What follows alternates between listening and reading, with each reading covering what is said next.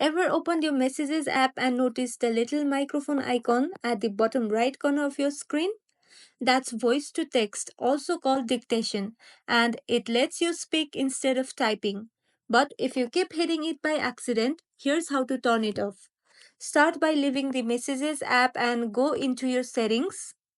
Scroll down and tap on General. Then choose Keyboard. Now scroll all the way to the bottom and you will see a switch that says Enable Dictation. Go ahead and toggle that off.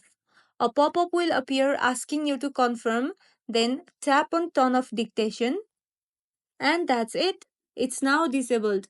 Now, let's go back to the Messages app and take a look at our keyboard. The microphone icon is gone. And that's it. That's all for today's video. Thank you all for watching till the very end and stay tuned for our next upload.